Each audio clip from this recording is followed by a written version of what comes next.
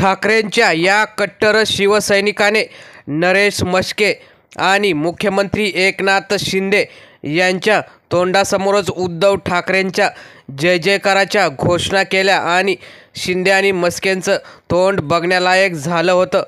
त्याचा तो व्हिडिओसुद्धा प्रचंड व्हायरल झालेला आहे।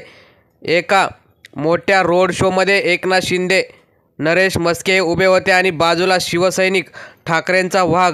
त्याने एकनाथ शिंदे हे बघत आहेत तरी उद्धव ठाकरे यांचा विजय असो, येऊन येऊन येणार कोण, ठाकरेंशिवाय आहेच कोण, अशा घोषणा दिल्या। तो व्हिडिओ आपण बघूया। अरे तो जाऊ दे ना, अरे कोण म्हणतो येणार नाही।